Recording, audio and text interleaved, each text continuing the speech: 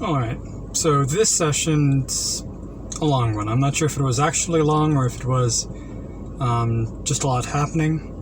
But as I look over my notes, it's definitely a lot longer than a lot of the other ones, so let's get started.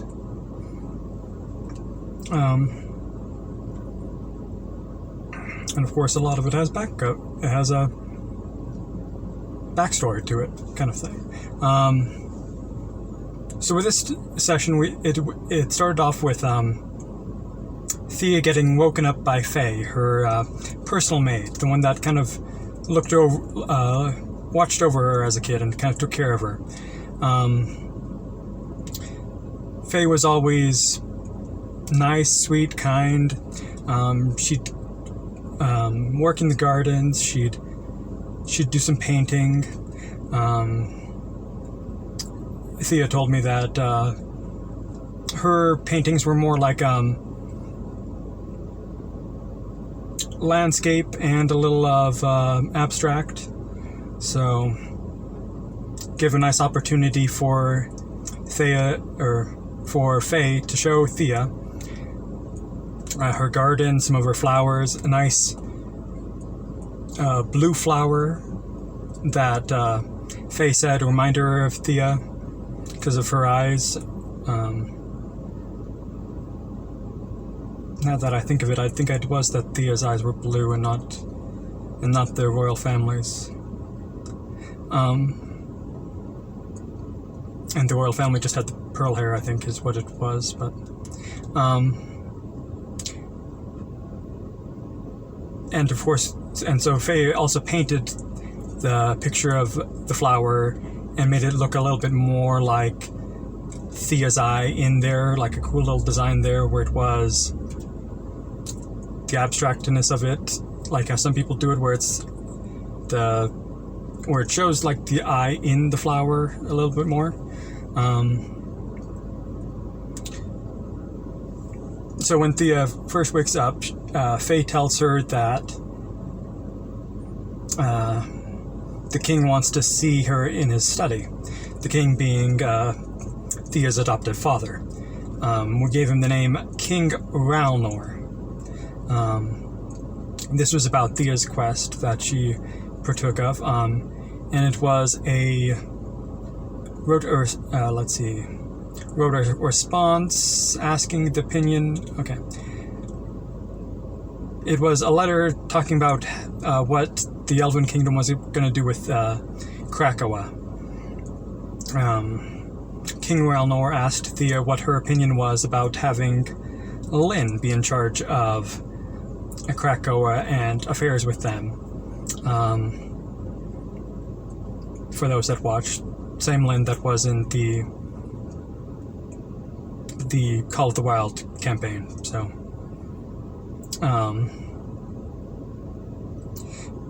Thea thought it was fine and explained, said how it would work. And then that's when, after that, and getting the letter that King Ralnor was giving as a response for Thea's quest, that Faye showed the garden and showed the paintings. Interesting thing about Faye that Thea didn't know. I set up that Faye was an assassin, a trained assassin that works for King Ralnor. So all the times when she was young and would pretty much have free reign to do whatever she wants, even though she'd kind of get in trouble for it sometimes. Thea didn't know that Faye was actually watching her all the time and would probably inform King Ralnor, but he'd act as if he didn't know this from Faye. So I keyed into a little bit of that. What I was going to do was the blue flower that Faye was growing would have been a well-known poisonous flower for assassin's poisons. So a little key there later on in the campaign, if this thing was going to continue, that Thea could have found out. And how it is usually outlawed, but it's the king, so thus it's allowed, so, and all that.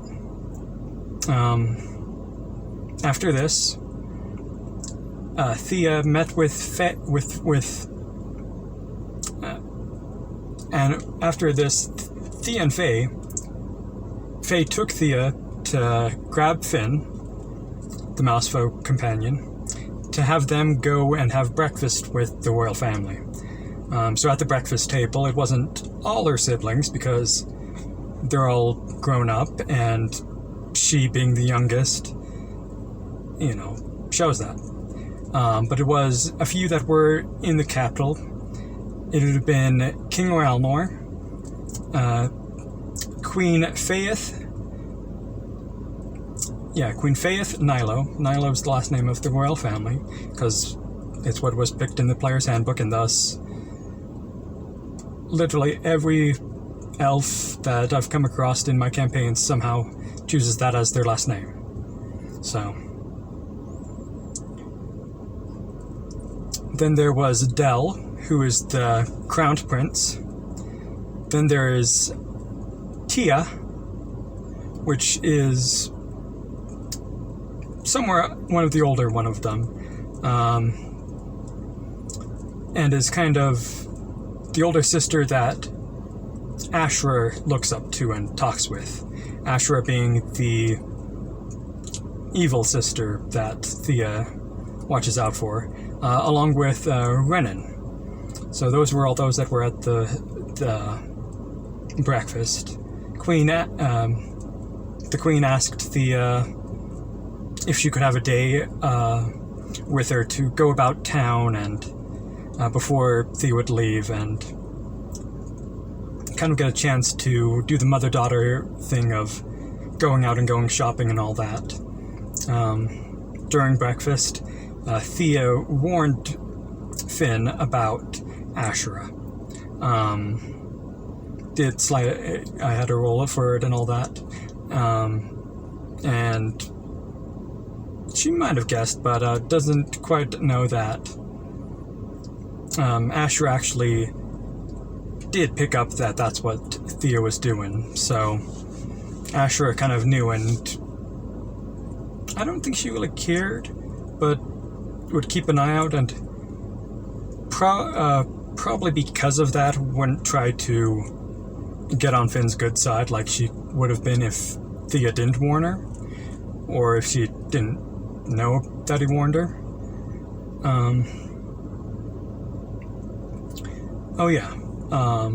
Also in the morning, Thea's card arrived. I don't think I actually spoke about it in previous sessions, so instead of just being on a horseback, they did have a cart, apparently. Some of their stuff was missing, mostly like the bear meat that was in there from a bear that they killed. And Thea's parents talked about how she missed the Green Grass Festival flower parade because she was in jail and a day late. So, and it would be like something that happens every year, that there'd be things like flower crowns being made, basket weaving, bobbing for apples, three-legged races, sack races,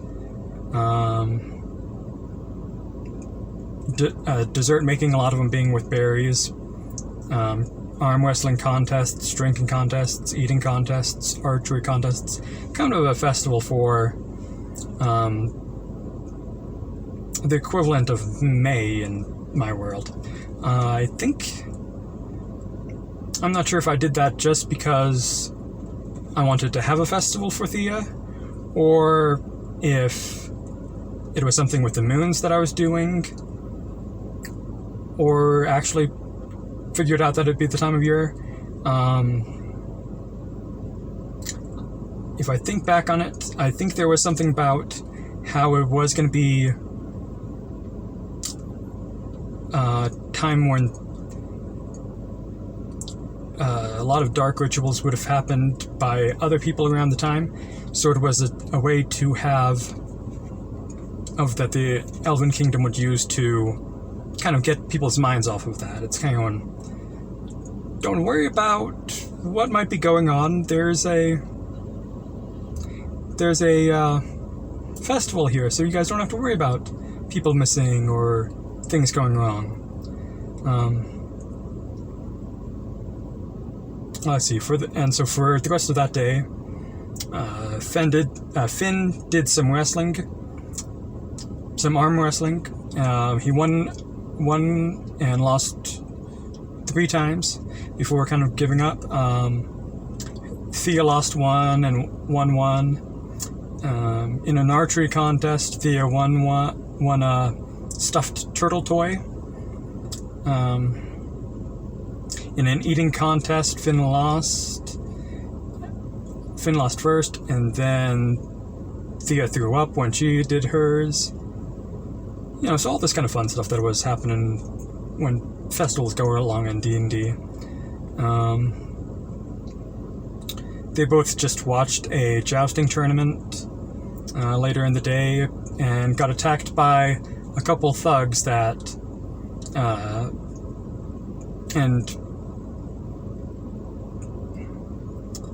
it says, and barely survived as one thug ran away as guards showed up. I'm not sure if it was that Thea and Finn barely survived, or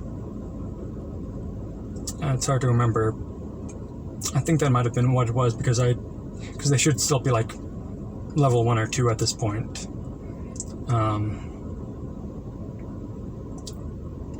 And them calling for guards and rolled to see how soon that they'd be there. This led to the next day that Thea's mom took the 2 of them around and would be more guarded after she heard what was happened. So it's kind of like how you might see in shows where it's the bodyguards around the president and stuff like that. That night, Thea took some jewelry from her room, a pair of necklace and earrings, and a bracelet, all of them matching. I think she said she was going to do that to kind of sell, because they are hers, and it's stuff that she doesn't really wear, and she could use the money. Seeing as she's royalty in this, and they kept the room there for all this time and all the stuff, so it's royalty doesn't really need the money. She being an adventurer, she might. So that's how they spent that day. The next day, during breakfast, the king gave Thea a couple +1 arrows, gave Finn a +1 sword, and whispered something to Finn. And this was kind of Finn and Thea's goodbye to the family. What Thea doesn't know of what Finn whispered, or what the king whispered to Finn, is that the king whispered to Finn, protect her, she's more powerful than she knows. This would... I had her roll perception to see if she heard this. She didn't. But that's what it was going to be. Keying into that, what I had planned for Thea's backstory of her family being kind of seers, and that's why she gets the dreams, and how her parents were really useful to the Elven Kingdom and friends to King Ralmor.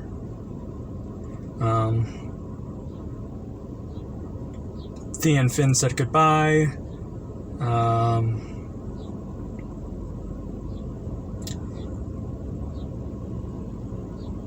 Oh, that's where the name came from. Okay, Thea tells Del about Delcy, the turtle, and that his name is actually a mixture of the name of his name, Del, and Say, who is the second youngest of the Elven Kingdom that is friends with Thea, and that kind of took care of her as the 2 siblings that actually took care of her and she likes, cares about, loves. So kind of combined their name to make Delcy. And Thea tells Del about the vision she's had, and gets some fast horses.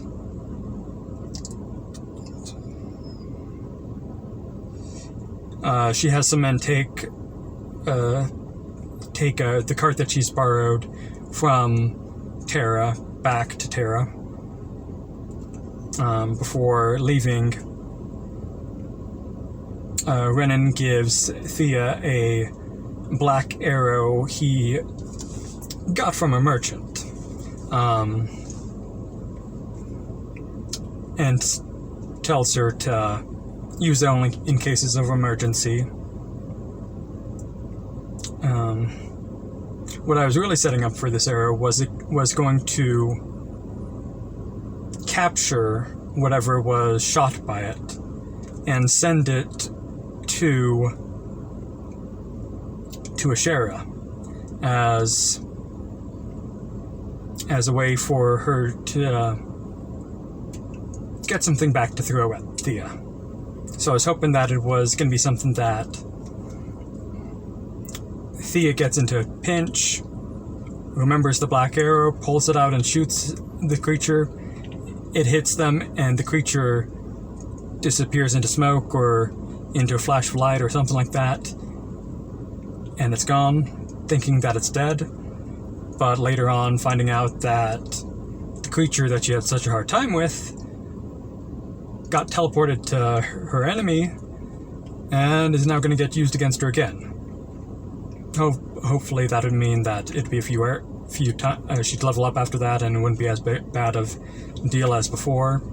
But that was my thought process behind that arrow of it would indeed be something that would help her in a pinch, no matter what she was up against, but it would come back to bite her in the butt.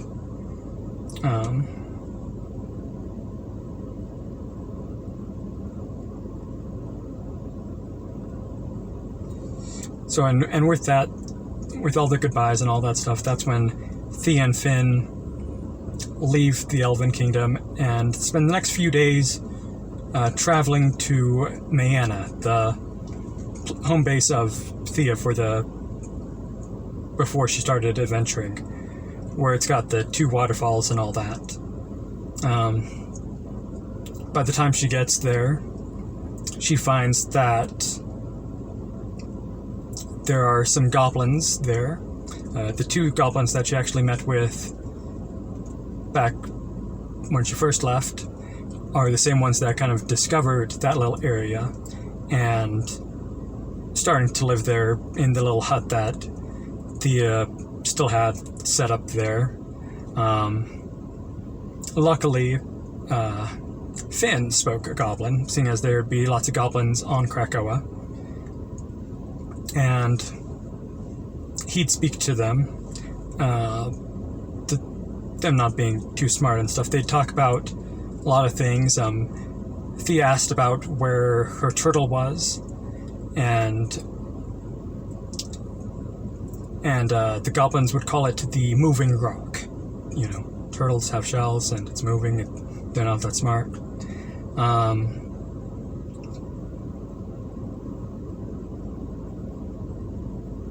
During this time,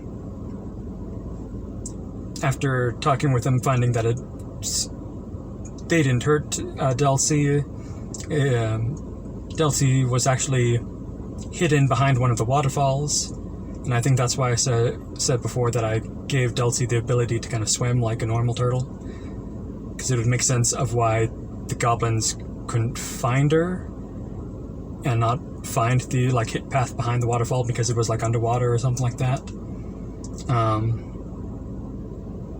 But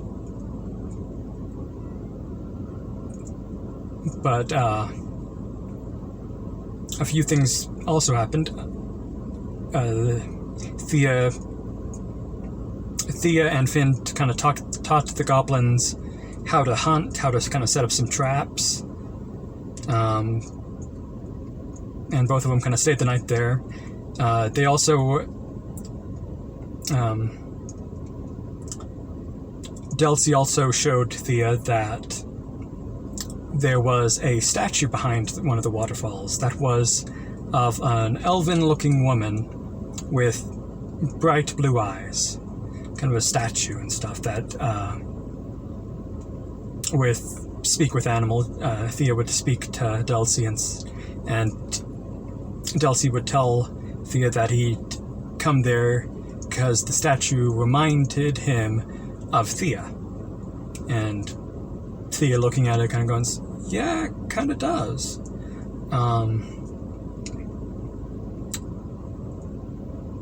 The thing behind that is this was to key into a goddess that is of quiet places, of peace, and of still ponds. I can't quite think of the name. Eldon or something like that, but it's a female goddess whose symbol is like a still pool, and that was supposed to be like one of those secret worshipping places of hers. A lot of her worshippers are pacifists that would rather get killed than hurt someone.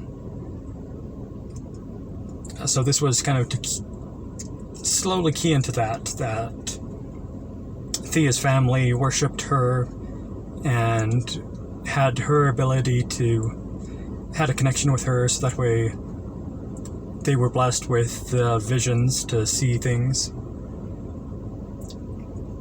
And this would key into my homebrew god of Hiawatha, who would be a god of peace, but he'd be more of an active peace, where it was, instead of having pacifist as their way of life and of their way, his worshippers are ones that would protect people, who'd fight bad guys, who'd fight against anything attacking those. So it's kind of going out and making sure peace would happen instead of keeping peace for themselves. So yeah, in the last couple days after that,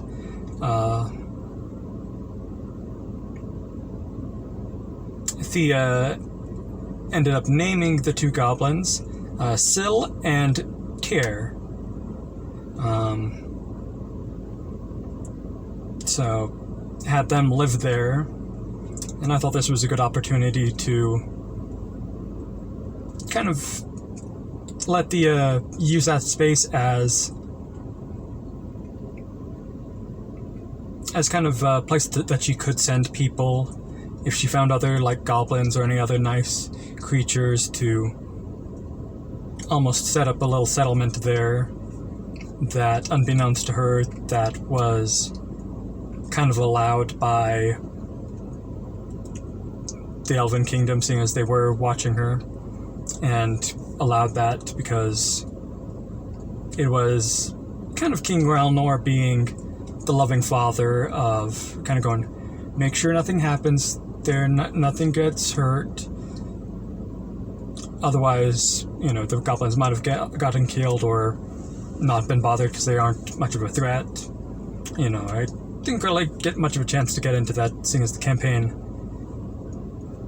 didn't last as long as I'd hope, and all the stuff there. So yeah, and then after that, Thea and Finn left that little space and went back to Terran and delivered the letter that King Grelnor gave, and dropped that back off to the quest giver Ralph. And so that was all that happened to that campaign. A lot happened, but most of it was role play. I also don't know if at that time we had like a set block of time to do it, or if we just had, because it was just the two of us doing it, if it was just kind of going, all right, come over, we'll play D&D and we'll see how long it goes, so kind of thing. So got a lot done there. I think I narrowed it down a bit, but yeah, it was fun and had a nice time to kind of build out Thea's family and that kingdom. I wish I kind of had a more chance to do that, but life happens. So, there we go.